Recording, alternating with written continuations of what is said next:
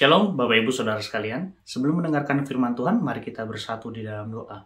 Bapa, kami bersyukur untuk setiap kasih karunia-Mu yang Kau berikan kepada kami, nafas hidup, makanan, keluarga, semuanya Bapa, bahkan pekerjaan yang telah Tuhan percayakan kepada kami. Pada hari ini kami mendengarkan firman Tuhan, berikan kami telinga seorang murid dan hati seorang hamba, sehingga saat mendengarkan firman-Mu, kami dapat mendengarkan dengan baik, masuk meresap dalam hati kami, menjadikannya rema, dan juga akan menjadi buah lewat perbuatan kami Tuhan. Terima kasih, hanya dalam nama Tuhan Yesus kami berdoa. Amin. Hari ini kita akan belajar mengenai sesuatu yang menurut saya cukup esensial Bapak Ibu, yaitu tentang mempercayai Allah dalam setiap proses. Hal ini perlu kita garis bawahi karena banyak orang Kristen, nggak cuma saat ini, bahkan sejak dulu, sulit untuk mempercayai Tuhan dalam setiap proses hidupnya. Mungkin saat dia sedang di atas atau mengalami sebuah fase kemakmuran, fase yang aman, tentram, dia nggak khawatir akan hidup ini. Apalagi dikatakan tidak mempercayai Allah, itu nggak mungkin orang dalam fase seperti itu. Tapi bagaimana kalau sedang dia drop, sakit parah, bahkan dokter menyerah, atau usahanya bangkrut, atau banyak hal lainnya, anaknya mungkin masuk penjara karena narkoba, lalu juga mungkin orang yang dikasihinya meninggal tiba-tiba, atau dia kehilangan hal-hal yang berharga dalam hidupnya. Apakah dia masih bisa mempercayai Allah? Atau apakah dia masih bisa meneguhkan hatinya untuk selalu berdoa kepada Tuhan, bersyukur kepada Tuhan dalam proses hidupnya yang sedang di bawah seperti itu? Nah, hari ini saya mau kasih tahu bahwa tidak hanya Bapak Ibu atau orang-orang di sekitar Bapak Ibu yang pernah mengalami keraguan-raguan dalam proses hidupnya. Tapi saya juga mau katakan, banyak tokoh-tokoh di Alkitab yang pernah mengalami goncangan iman. Mereka pernah mengalami keraguan-raguan dalam hidupnya. Saya akan ceritakan beberapa tokoh yang ini salah satunya adalah bapak orang beriman. Bahkan Abraham sekalipun pernah mengalami keraguan-raguan dalam hidupnya. Dalam Kejadian 15 ayat 2-3 dikatakan seperti ini, Abraham menjawab, "Ya Tuhan Allah, apakah yang akan Engkau berikan kepadaku? Karena aku akan meninggal dengan tidak mempunyai anak. Dan yang akan mewarisi rumahku ialah Eliezer orang Damsyik itu." Lagi kata Abraham, "Engkau tidak memberikan kepadaku keturunan sehingga seorang hambaku nanti menjadi ahli warisku." Jadi ini situasinya adalah ketika Abraham yang waktu itu kaya raya ya Bapak Ibu, tapi tidak punya keturunan dari Sarai. Gitu. Jadi dia bingung nih, itu dia udah jadi pengikut Tuhan, dia mempunyai iman kepada Tuhan, dia sungguh-sungguh pada Tuhan, tapi Tuhan gak berikan kepada dia keturunan. Sehingga dia harus mengeluh, bahkan meragukan Tuhan.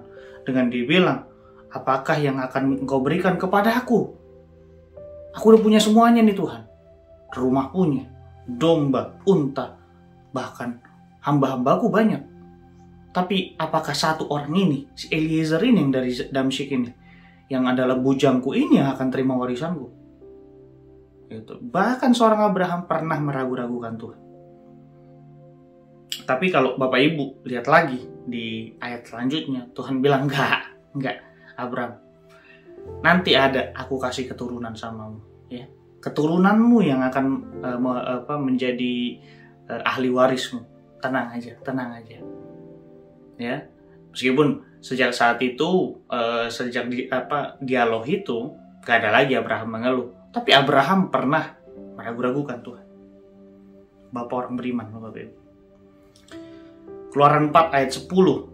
Lalu kata Musa kepada Tuhan, Tuhan, aku ini tidak pandai berbicara. Dahulu pun tidak, dan sejak Engkau berfirman kepada hambamu pun tidak. Sebab aku berat mulut dan berat lidah."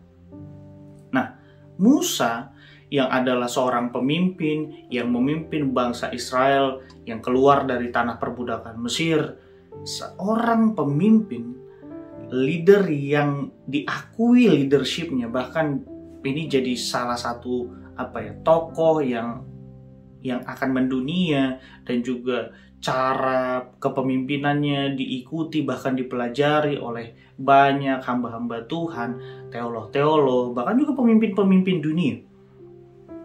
Tapi dia pernah meragukan Tuhan. Dia bilang, saya nggak cakap berbicara Tuhan.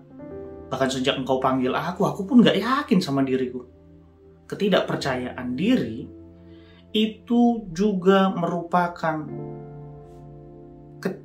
keraguanmu kepada Tuhan.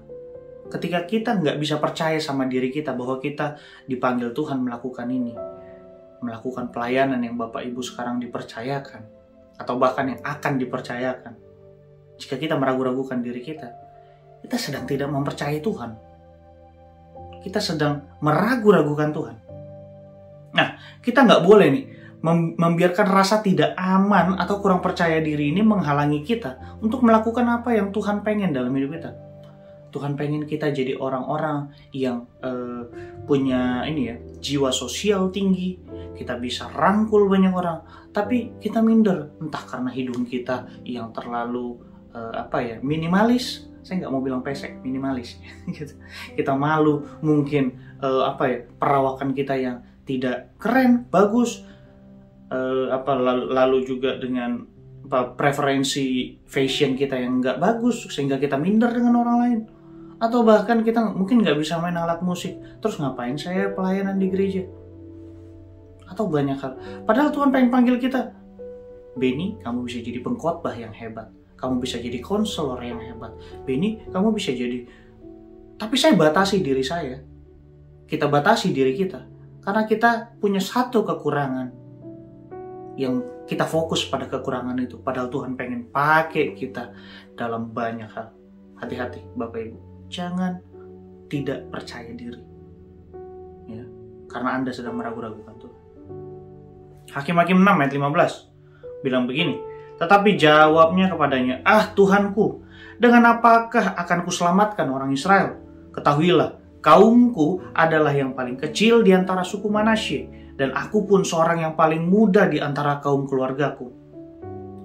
Ini ngomongin soal Gideon, cerita Gideon. Waktu Tuhan panggil Gideon untuk, kamu jadi hakim bagi orang-orang Israel ya. Kamu jadi penyelamat bagi kaumku. Nah, Tuhan tuh seringkali manggil kita untuk hal-hal yang mustahil dalam hidup kita. Kita mungkin kayak, nggak mungkin, ini nggak mungkin saya. Saya keluar, saya adalah peranakan dari keluarga yang seperti ini. Saya keluarga yang sederhana, bahkan cenderung perekonomiannya di bawah. Jadi nggak mungkin Tuhan panggil saya untuk hal-hal ini. Kita batasi diri kita, karena apa? Karena kita punya background keluarga yang tidak bagus. Bahkan mungkin ada yang broken home. Lalu kita mungkin dipercayakan untuk konselingin orang yang broken home. Gimana saya konselingin orang yang broken home kalau misalnya saya juga broken home gitu. Nah, namun kita nggak boleh membiarkan keraguan-raguan atau perasaan tidak mampu ini menghentikan kita untuk memenuhi tujuan Tuhan bagi hidup kita. Nggak boleh. Paulus itu ditaruh Tuhan untuk jadi orang yang bisa memberitakan firman Tuhan, bahkan spesifik Tuhan suruh untuk orang-orang yang bukan Yahudi. Untuk orang-orang yang bukan Yahudi. Jadi spesifik sekali, Bapak Ibu. Nah, kita juga ditaruh pasti kita ditaruh untuk hal-hal yang spesifik. Nah, itu yang perlu dicari. Dan jangan batasi dirimu karena kamu lahir dari keluarga yang bagaimana. Keminderanmu ini jangan Bapak Ibu. Karena kamu sedang tidak mempercayai Tuhan kalau begitu.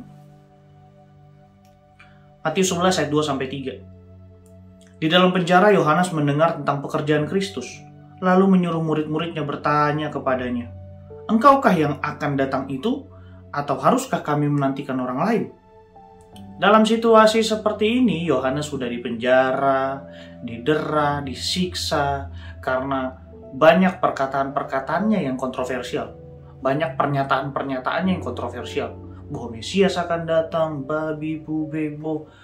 Tapi, ya, nggak banyak yang percaya. Maksudnya, sedikit yang percaya. Gitu.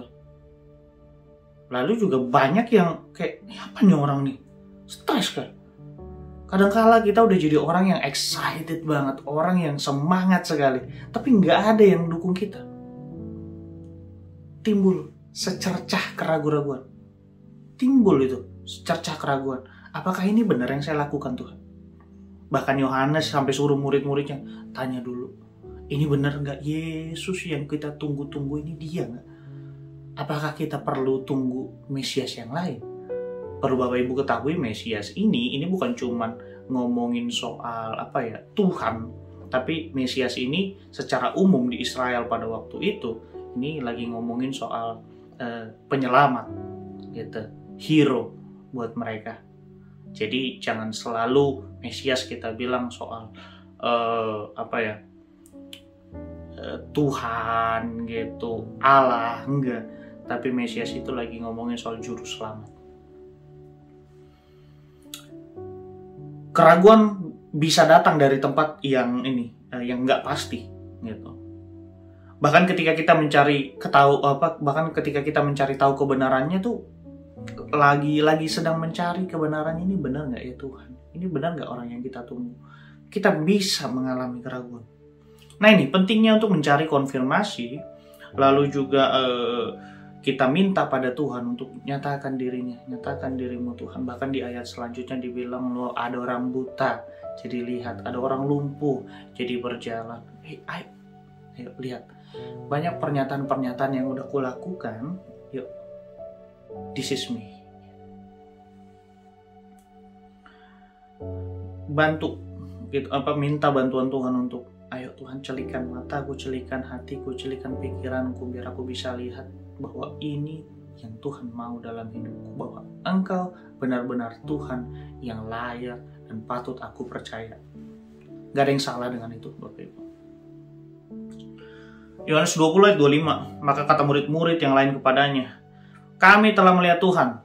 Tetapi Thomas berkata kepada mereka, sebelum aku melihat bekas paku pada tangannya, dan sebelum aku mencucukkan jariku ke dalam bekas paku itu dan mencucukkan tanganku ke dalam lambungnya, sekali-kali aku tidak akan percaya.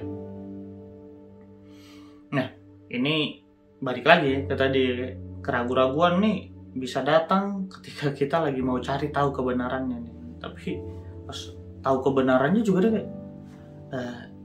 boleh nggak sampai gue sentuh itu? Jadi konfirmasi yang benar-benar bisa dipegang, bisa disentuh, itu kita perlu yang namanya iman yang kuat, iman yang teguh dalam mencari konfirmasi itu. Kalau nggak, kita bakal goyang, ragu, bahkan hilang kita dalam situasi tersebut. Tapi kita nggak perlu takut untuk meminta kepastian dari Tuhan ketika kita membutuhkannya. Jangan takut Bapak Ibu, jangan takut. Ketika kita minta konfirmasi dari Tuhan, ingat, permintaan kita itu harus selaras dengan Tuhan. Ini nggak sedang ngomongin tentang Tuhan, itu rumah buat saya apa enggak? Tuhan, itu mobil buat saya apa enggak? Tuhan, saya bisa kaya atau tidak? Tolong konfirmasimu dari Tuhan. Nah, karena kalau kamu, Bapak Ibu, Saudara sekalian, bahkan saya mencari konfirmasi kepada Tuhan untuk wealth kita, untuk kemakmuran kita, untuk keinginan daging kita, percayalah, tidak akan pernah dijawab Tuhan. Bahkan kalau Tuhan jawab pun, Tuhan akan jawab dengan cara yang paling unik. Ya, maksudnya paling unik nih, ya pokoknya dia jawab untuk memastikan bahwa, hey, kamu datang ke dunia bukan untuk kemakmuran dirimu sendiri, tapi untuk memasyurkan namaku. Itu saya yakin. Tuhan pasti punya pikiran seperti itu.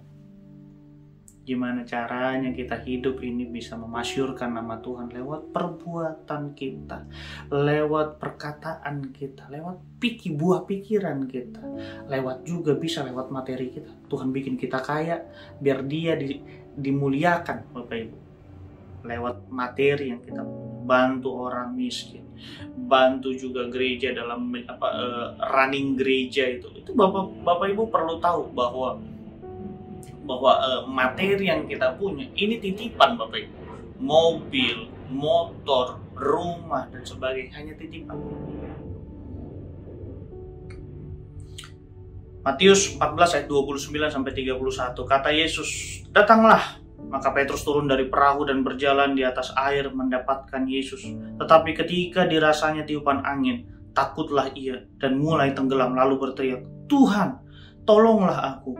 Segera Yesus mengulurkan tangannya, memegang dia dan berkata, "Hai orang yang kurang percaya, mengapa engkau bimbang?"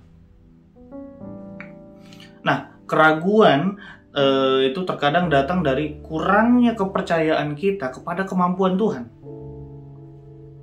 Kita nggak percaya gitu kalau Tuhan mampu bekerja di atas segala penyakit kita, di atas segala persoalan kita dalam hidup kita. Kita tuh nggak yakin Tuhan bisa nggak sih? Nggak lah, ini urusan gua lah. Nggak bisa Tuhan kayak gini mah. Nggak masuk akal. Saya orang yang percaya sampai hari ini mujizat masih bisa terjadi.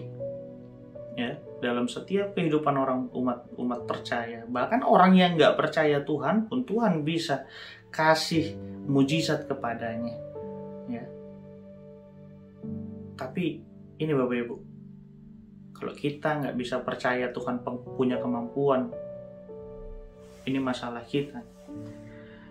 Kalau Tuhan tuh masih di atas Tuhan masih di bawah masalah kita kayak berdoa, "Tuhan, aduh, berat nih hidup, berat banget Tuhan, berat kali." Curhatnya masih begitu berat kali. Tapi kalau kita curhat, "Tuhan, bantu aku lalui ini, bantu aku." Berarti Tuhan lebih tinggi dari masalah. Jadi minta bantuan Tuhan untuk menopang hidupmu, untuk terus menerus pegang tanganmu, bahkan menggendong kita semua. Biar apa? Biar masalah yang kita hadapi itu tidak mencengkeram kita dan menarik kita hingga kita tenggelam dan mati iman kita. Hati-hati Bapak Ibu. Ayub 10 ayat 1. Ini tokoh yang jadi teladan. Tapi dia pernah bilang begini, "Aku telah bosan hidup, aku hendak melampiaskan keluhanku, aku hendak berbicara dalam kepahitan jiwaku." Wih, hidupnya kayaknya didera habis, hidupnya kayaknya dihabisin gitu sehabis-habisnya. Dia tuh kalau saya baca cerita dia, saya mau nangis gitu karena dia pernah di posisi orang terkaya di daratan timur tuh, dia pernah jadi orang terkaya. Tapi anaknya meninggal, hartanya habis, istrinya bilang dia gila, bahkan ditinggalkan, teman-temannya menyalahkan dia. "Hei, kamu lihat, ini apa dosamu?" Ada yang bilang, "Hei, kamu masih percaya sama Tuhan? Hei." Wah, saya nggak kebayang sedepresi apa dia sampai bisa ngomong ini. Karena saya nggak pernah di posisi itu, tapi saya coba into the text, saya menyelam dalam teks dan saya dapati dia sedang depresi, dia sedang diambang percaya atau ragu.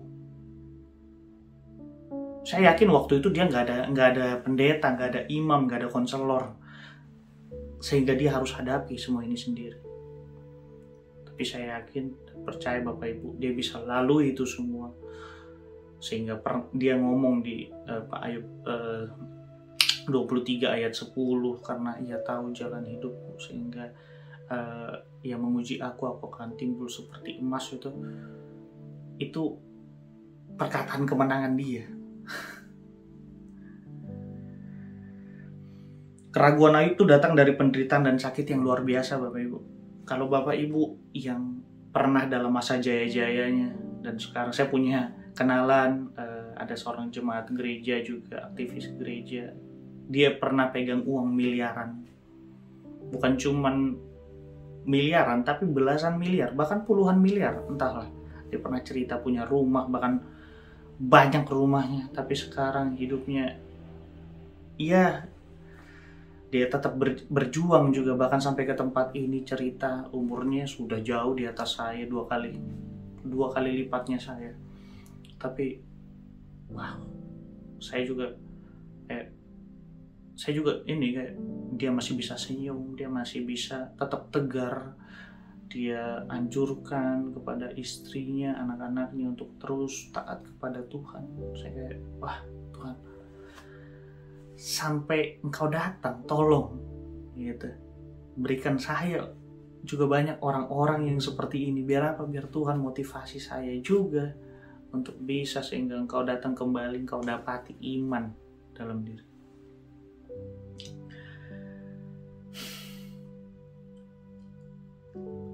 Nah, Bapak Ibu, apa yang perlu kita pelajari dari tokoh-tokoh Alkitab ini? Kita perlu mengelola keraguan kita. Menjadi ragu itu manusiawi. Tidak ada satupun manusia yang gak ragu. Bahkan pernah ragu atau sampai sekarang masih ragu.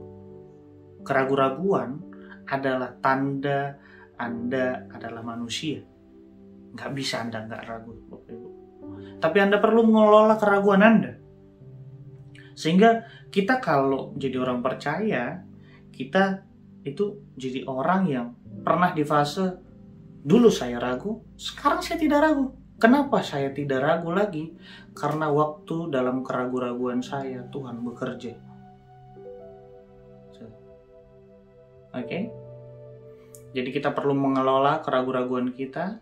Kita perlu tahu bahwa Tuhan di atas segala masalah kita. Tuhan di atas segala persoalan kita. Ya, Bapak Ibu. Selain mengelola keraguan, kita perlu mengenal Sang Pencipta, yaitu Yesus Kristus. Lewat karya penciptaannya, karya keselamatannya. Kita nggak bisa kenal Allah Bapa kalau kita nggak mengenal siapa Yesus Kristus. Kita nggak bisa kenal Yesus Kristus kalau nggak ada Roh Kudus dalam diri kita yang memberikan kita iman sehingga kita dapat memahami Yesus Kristus adalah role model yang sesungguhnya. Yesus Kristus itu seperti kacamata, Bapak Ibu. Makin kita dekat, kita makin jelas bisa lihat yang namanya Allah Bapa. Gitu ya, Bapak Ibu. Yesus tuh kayak kacamata.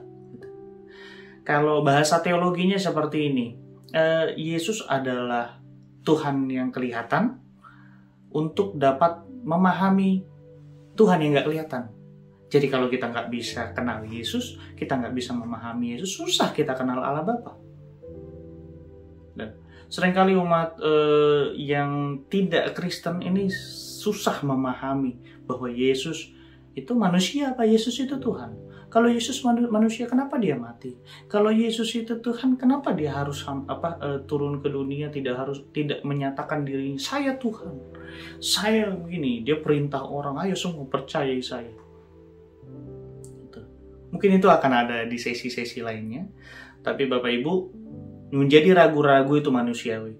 Tapi menjadi orang yang tetap teguh di dalam Tuhan, seperti tokoh-tokoh yang sudah saya ceritakan, Musa, Ayub, Abraham, dan sebagainya, adalah sebuah kenikmatan dan kerinduan kita sebagai orang-orang yang percaya pada Kristus. Mari kita bersatu dalam doa. Bapa, hamba-Mu berdoa untuk setiap orang yang menonton video ini, biar Tuhan yang selalu memberkati mereka. Apapun permasalahan yang sedang dialami hamba-hamba-Mu, Tuhan berikan kekuatan. Yang sedang mengalami struggling dalam mencari pekerjaan yang baru, Tuhan berikan kekuatan relasi kepada mereka semua. Bapa yang sedang struggling tentang pendidikan anaknya, Tuhan berikan hikmat untuk mereka dapat memberikan parenting yang baik. Tuhan, untuk orang tua yang anaknya akan baru lahir, Tuhan berikan kekuatan kepada mereka Tuhan dalam pemenuhan kehidupan, juga menjadi orang tua yang baru. Tuhan berikan firman-Mu kepada hamba-hamba-Mu Tuhan. Untuk para juga hamba-hamba Tuhan di luar sana yang sedang mengalami struggling dalam pelayanan mereka, berikan mereka keteguhan Tuhan, komitmen yang makin dalam Tuhan. Terima kasih Bapa, hamba-Mu berhenti berbicara Tuhan, tapi biarlah firman-Mu, biarlah Roh Kudus-Mu terus berbicara dalam hati kami semua. Terima kasih, hanya dalam nama Yesus kami telah berdoa dan mengucap syukur. Haleluya. Amin.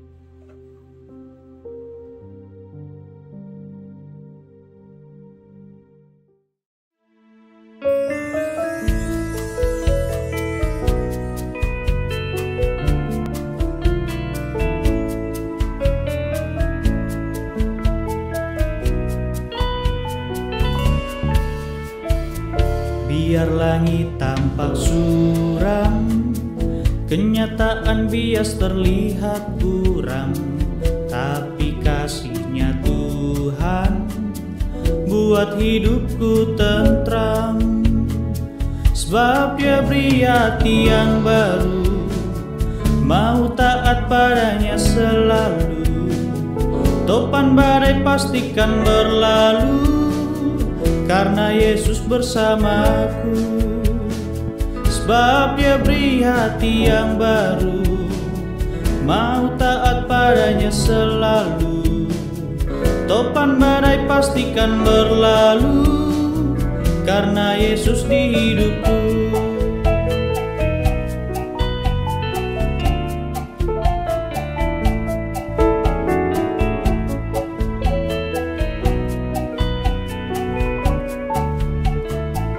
Biar langit tampak suram, kenyataan bias terlihat kurang, tapi kasih-Nya Tuhan buat hidupku tentram. Sebab Dia beri hati yang baru, mau taat padanya selalu. Topan badai pastikan berlalu, karena Yesus bersamaku. Sebab Dia beri hati yang baru, mau taat padanya selalu. Topan badai pastikan berlalu, karena Yesus di hidupku. Music.